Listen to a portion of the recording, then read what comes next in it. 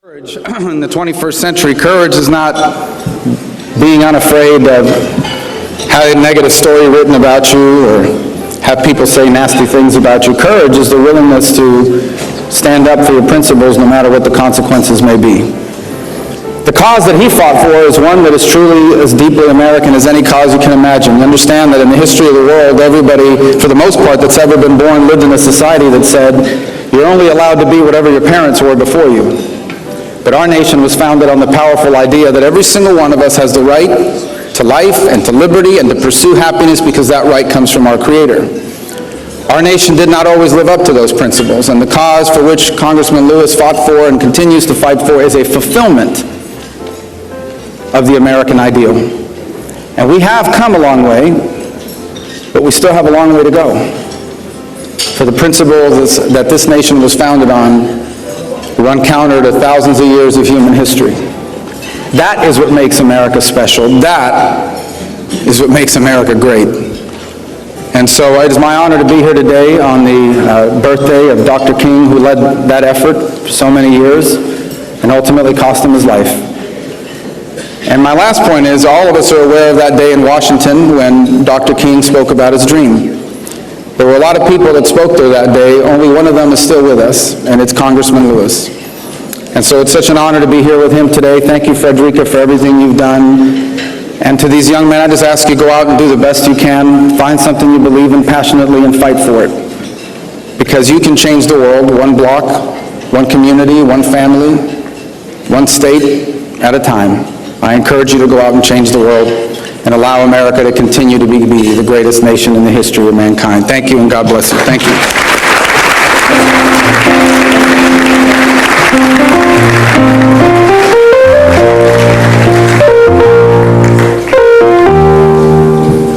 Thank you, Senator. And I responded by saying, Dr. King, I am John Robert Lewis.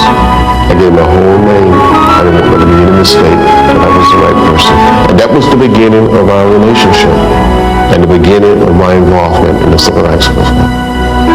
Something clicked in the young John Lewis. Freedom was a possible dream. From Pike County, from the family farm, from this meeting came John Lewis, a new breed of American hero. Heroes that were willing to fight and die for freedom. It was time to move to the front of the bus, go to a better school, to eat at any lunch counter.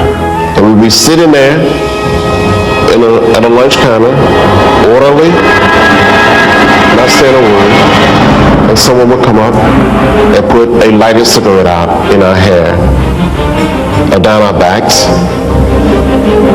pull us off the lunch counter stool, start beating us, and then we would be charged with disorderly conduct, disturbing the peace, and we would be very orderly, very peaceful. But African Americans soon could use the lunch counter, and the movie houses were integrated. And again, John Lewis paid a price. 40 times he was jailed, and 40 times he emerged from jail to continue the fight for freedom. I felt liberated. I felt free. I felt in a real sense that I had crossed over. I had been told over and over again by my parents and grandparents, don't get in trouble. But I got in trouble. It was good trouble. It was necessary trouble. Welcome, great American hero and Congressman John Lewis.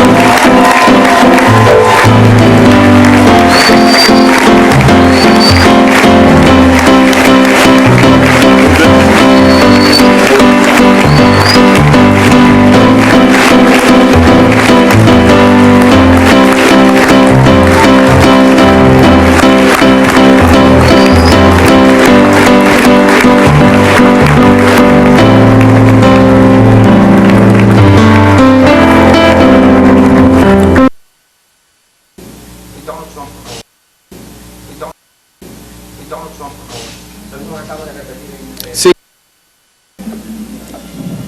Everybody ready? Ready? Yeah. All right. Does anybody need it in Spanish? Afterwards. Senator, what would you like to say today being here at this event? What would you like to say today being here at this event on Dr. King's birthday? Well, a couple points. I think Dr. King fought for a fulfillment of our Constitution, rooted in the document of our founding that said that all men are created equal because our rights come from our Creator. And this extraordinary American experiment is what truly makes us great, separates us from the rest of the world, so we should remember that what we commemorate today is not just the birth of Dr. King, but the principles for which he fought for, which I believe extend beyond simply racial equality and so forth. It goes to the core of the American experiment, rooted in the belief that every human being is entitled to the right to fulfill their potential and live out their dreams. And I hope we remember that. This comes right before inauguration where so many people are so divided. Would you like to say the spirit of that? So, our keynote speaker is Representative Lewis, and there's this huge feud going on between him and our president-elect. What would you like to say about that? Well, I mean, we have a vibrant republic, and we've always had strong disagreements in American politics. The key is, can we get back to a time where we can disagree on issues without questioning the motives or the values of the person who disagrees with us. And I hope we can get back to that kind of politics. That's not where we are today, and it's unfortunate because we have big challenges ahead of us that we need to solve. Senator, the president-elect last night referred to NATO as obsolete.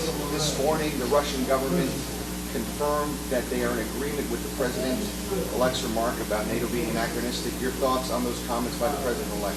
Well, NATO is not obsolete. It most certainly needs to be reinvigorated, given the new challenges of the 21st century.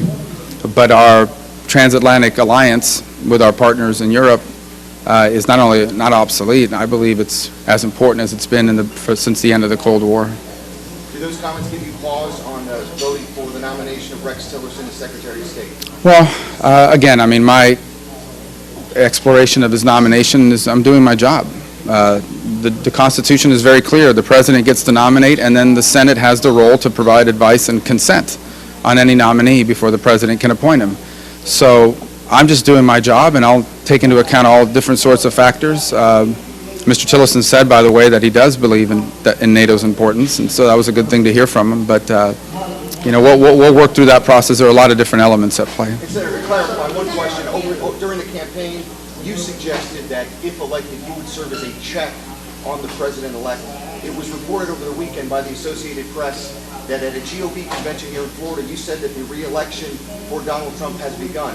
Are you, in essence, endorsing his re-election before serving as a check? Yeah, well, a couple points. Number one is, but the Republican Party's role is to elect Republicans, and I was speaking at a Republican Party event, and the purpose of the Republican Party is to elect Republicans. The purpose of the Democratic Party is to elect Democrats. And what I was reminding people is that the re-election effort has already begun. I believe you can be supportive of someone and yet disagree with them on issues from time to time. And the third thing I would say is that I have a constitutional duty.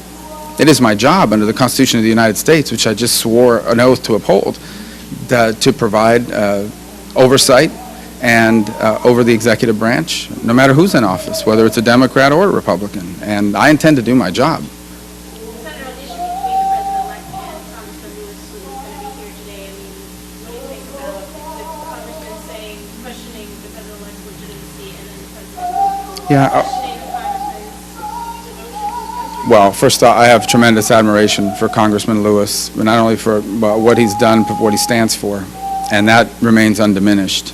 I don't agree with him that President-elect Trump is illegitimate. I believe this is a legitimate election, that he was elected through that electoral process. I also don't agree with his decision not to attend the inaugural, although it certainly is his right, because it's not about President-elect Trump. It's a peaceful transfer of power, which is a distinguishing characteristic of our republic. That said, I also had hoped that the President-elect would have responded differently, given everything that John Lewis means to our country. But people make their own decisions, and that's where we stand. But that's how I feel about it. Senator, do you think he should apologize? Who's that? Do you think Donald Trump should apologize? Yeah, listen, I'm not in that business of telling people one way or another to apologize. These are pretty opinionated individuals, and I can only tell you where I stand on this issue. And as I said, I think we'll get through it and move forward. And probably won't be the last time you're asking me about something like this. Senator, considering Mr. Trump's position with certain foreign relations, foreign policy, how do you anticipate or foresee working with during those negotiations on NATO and Russia? How are you going to work with the president? Well, on the issues of which we agree on, and there are many, we'll work together. On the issues where we have a disagreement, I'll do what I think is best for the people of Florida and the United States of America. I mean, that's my job, and that would be my job irrespective of who the president was. But are you concerned specifically about Mr. Trump's views on Russia and NATO in terms of security? Well, I disagree with some of the things he has said, but so too does his Secretary of Defense nominee, and to some respect, the Secretary of State nominee and his CIA nominee. So, but I think I'm capable of working with someone on issues we agree on, and providing oversight and a check and balance on issues that we don't. That's the way the Republic was designed. You will be a check on him on certain foreign policy terms. Well, as I said, I'm going to stand for what's right, and sometimes that will put you in conflict with the executive branch. That would have been true no matter who won this election. Senator, this week you told, good morning, Good morning, Michael. Tillerson that you were disappointed with some of his answers.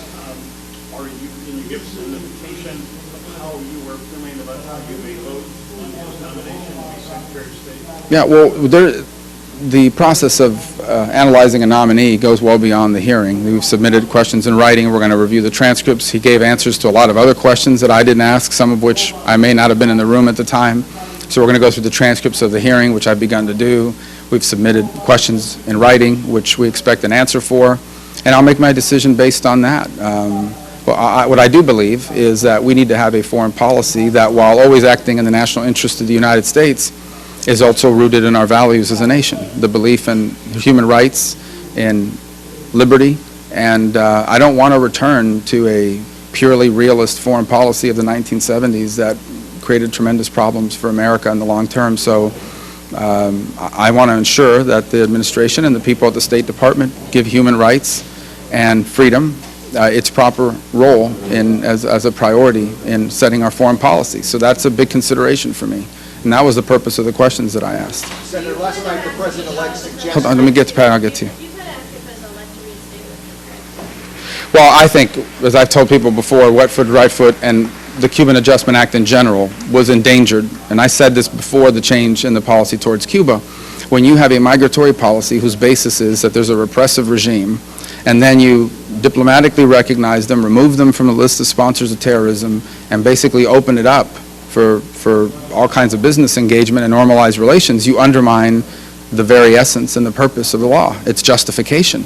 In addition to that, there's been well-documented abuses of the program, and as we've been discussing and been trying to reform. So in my view, the Cuban Adjustment Act was going to be changed one way or the other. What I want to ensure at this point is two things. Number one, that the medical program be reinstated, because those Cuban doctors are sent abroad not by will. They're forced to go abroad and work on behalf of the government, almost for free, basically.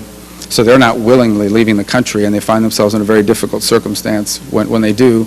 And the other is that if a Cuban arrives in the United States irregularly and presents themselves, that they be given every opportunity to prove that they are not just coming here for economic purposes, but because they have a well-founded fear of political retribution if they were to be returned. I don't want to see stories about people who came that way, were sent back to Cuba, and wind up dead or in jail or beaten and badly treated. So I just want to ensure that that asylum process is vigorous, and that's what we'll work with them to hopefully see happen. As I've said to you guys from months ago, the Cuban Adjustment Act as previously structured was unsustainable one way or the other. There were more than enough votes in the House and Senate to change it, irrespective of the president's decision. And I think that was only accelerated by the opening. My objection was in the way the changes were characterized as part of the normalization process. The fact of the matter is the migratory crisis that we've seen with Cubans was accelerated by the normalization process. Senator, can we respond? Before, Senator, Which question? last night the president-elect said, quote, "We need to be ready to trust Vladimir Putin." Do you share the president-elect's sentiment that we need to be ready to trust Vladimir Putin? Well, I don't trust Vladimir Putin, and I think Vladimir Putin's goals are to disrupt the the way that the world has worked for the last better part of 50 years, and certainly since the end of the Cold War.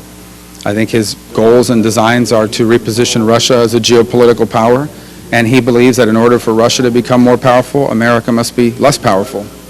So I don't trust Vladimir Putin. You'll have to ask the president-elect about his views and why he has that level of trust. Does that mean we don't deal with Vladimir Putin? Of course not. They have the largest stockpile of nuclear weapons in the world, and so we'll have to deal with them. But we should deal with them with clear eyes. Did the president-elect meet with President Putin as his first foreign policy trip, as has been reported over the weekend? My understanding is that that's not going to be the case. So, again, he won the election. He has a right to meet with whoever he wants. I would not make that my first visit. We have some traditional allies who I think would like to see the president-elect, but I don't think he's made an announcement, so that's not definitive. Where are you? Oh.